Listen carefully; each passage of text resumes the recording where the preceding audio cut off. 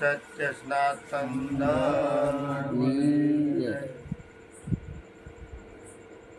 સત્ય સ્વરૂપ અને નિર્મળ નામ એવા સદગુરુ પરમાત્માને મારા કોટી કોટી વંદન. આ બિરાજમાન સર્વે સંતો હરિભક્તોને મારા જય ગુરુ મહારાજ. આજનો પ્રસંગ એટલે કે નાના માત્રા મુકામે પાંચારામ મહારાજની નિર્વાણ તિથિનો પ્રસંગ. ધન્ય છે વશરામ મહારાજને, અને જે સંતોએ હાજરી આપી છે એને પણ ધન્ય છે.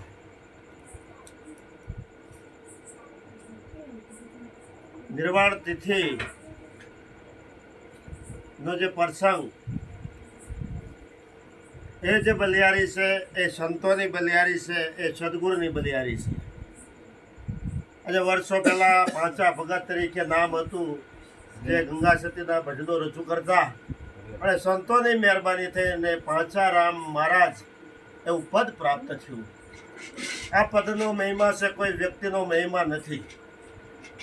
માટે આગળ પાંચારામ મહારાજે કોઈ જાજા જીવને જગાડી ન શક્યા, પણ 2-3 જીવોને એ જે ગુરુ મહારાજની જે પ્રસાદી હતી એ પ્રસાદી એ પીરસતા ગયા, બેસતા ગયા. એથી આગળ એના અંતરાત્માને એવું થયું કે આ જીવન હયાતીમાં કોઈ આ દીપક પ્રગટ કરતા જઈ, અને જેથી કરી અને આગળ જતાં કોઈ જીવની જાગૃતિ થાય. પાંચા ભગતમાંથી પાંચારામ, એમાં પણ રામનો વાસ થયો, અને એમાંથી વશરામ, વશરામ, જેમાં રામ વસે ને એનું કલ્યાણકારી કામ થાય એવા વશરામ મહારાજ. ભલે જીવન સાદું છે, જીવન સરળ છે, પણ જેના જીવનમાં સંતોનો સંગ હોય, જેના જીવનમાં સંતોના આશીર્વાદ હોય, એ કંઈક ક્રાંતિ કરે.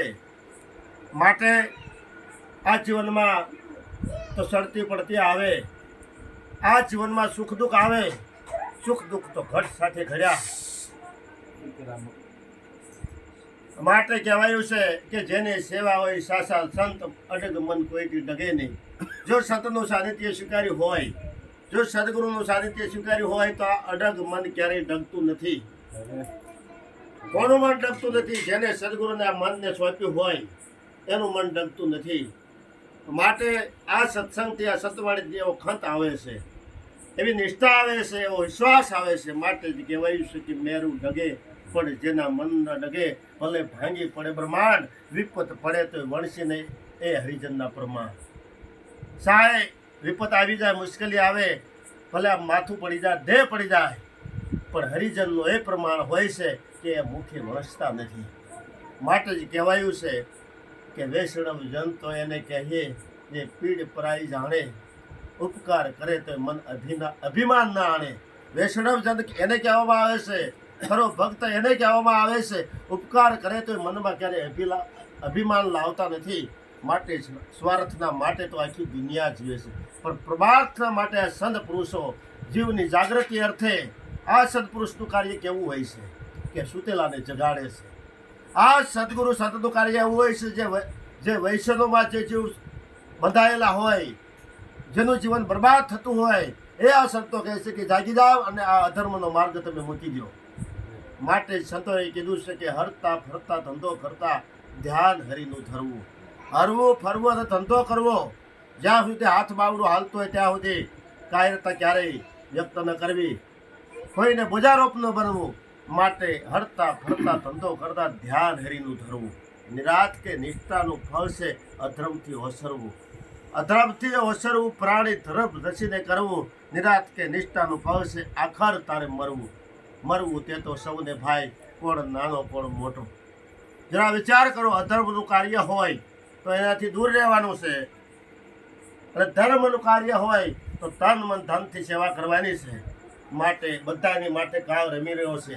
ચાહે ગરીબ હોય, અમીર હોય, કોઈનો ધ્યેય રહેવાનો નથી. પણ જે તત્વ રહેશે એ કોણ રહેશે, એ સંતો આપણને સાબિત કરીને બતાવે છે.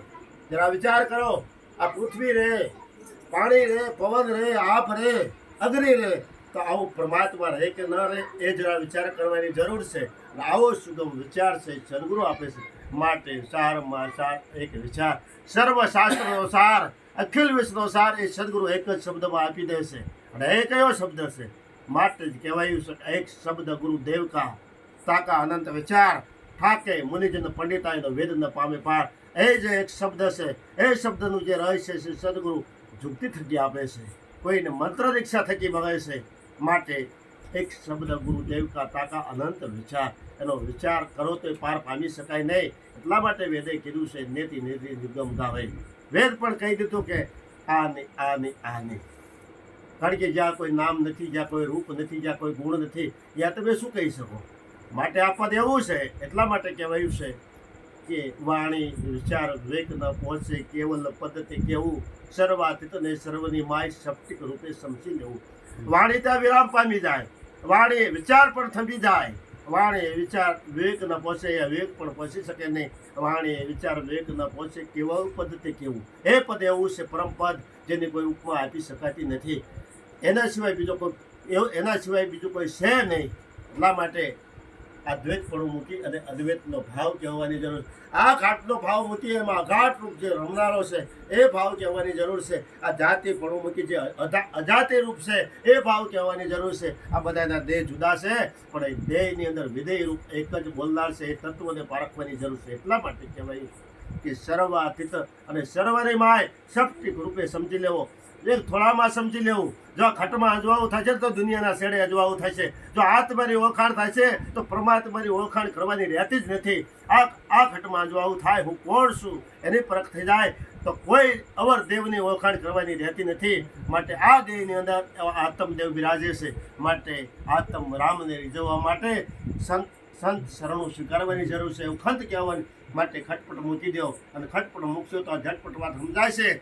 માટે તંત મૂકવાની જરૂર છે. જે તંત મૂકશે એને સંત રીઝી જાય છે, અને સંત રીઝે તો સદગુરુની કરુણા ઉતરે છે. માટે જેની માથે ગુરુની મહેર છે એના માટે તો કાયમ લીલા લહેર છે. માટે આવું જીવન મળ્યું છે. દેવથી દુર્લભ એવો આ મનુષ્યનો દેહ મળ્યો છે. આ દેહ શા માટે મળ્યો છે?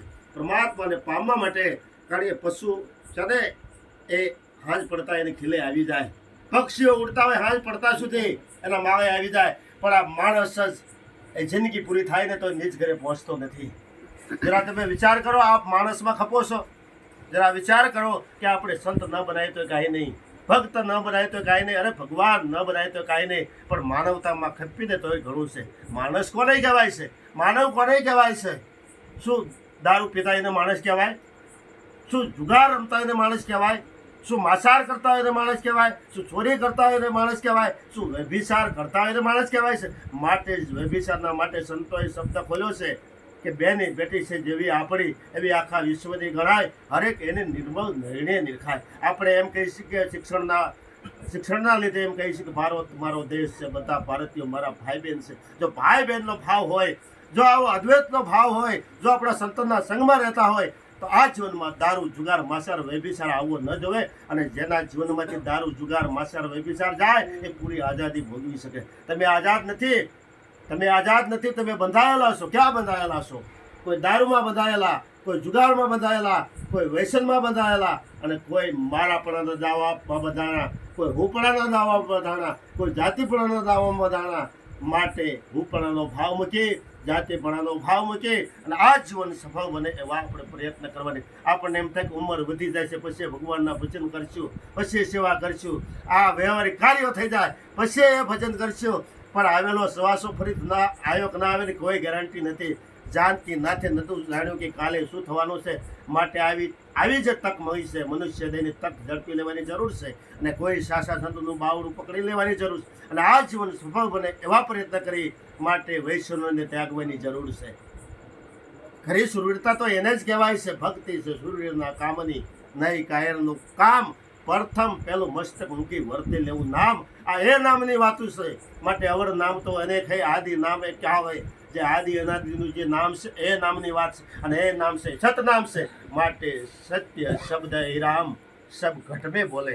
સત્ય શબ્દ એ રામ સબ ઘટ में બોલે. જે સત્ય રૂપી રામ છે એ બધા ઘટની અંદર બિરાજમાન છે. માટે એક રામ દશરથ કરે ડોલે, એક રામ સબઘટ બોલે, એક રામ સકલ પસારા. एक राम सबसे न्यारा, कया राम भजवा का सबसे न्यारा ये राम भजवा।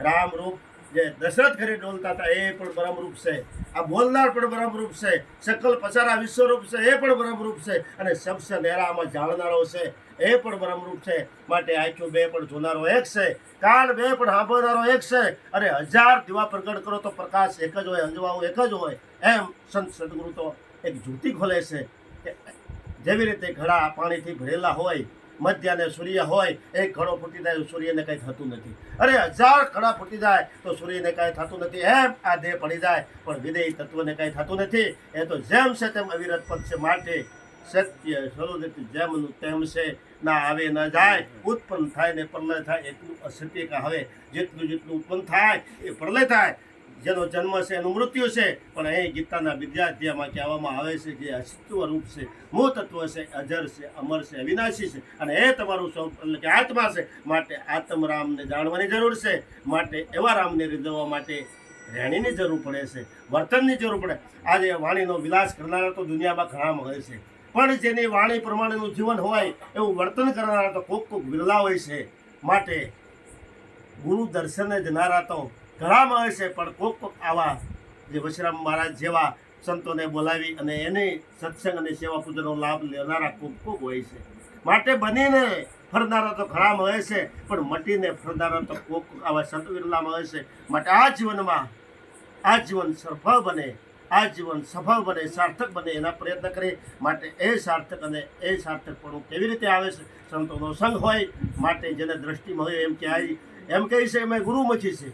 તમે જો ગુરુમુખી હોય તો આ આંખે બીજું જોવું નહીં, જો ગુરુમુખી હોય તો આમાં આપસબ તો શોભે નહીં, જો ગુરુમુખી હોય તો સત્સંગ જેવું બીજું શોભે નહીં। માટે અંતમાં કહેવું હોય તો કહેવાય કે મન વિંધાયું વાલાજીની સાથ, વાલો વિચારા વિસરે, આઠે પૂર હોય ભા મારા ઉરમાં, હવે વાલી ન લાગે બીજી વાત, હવે વિષયોની વાત ભાવતી નથી। આ વિષયો છે એ ઝાડ સમાન છે।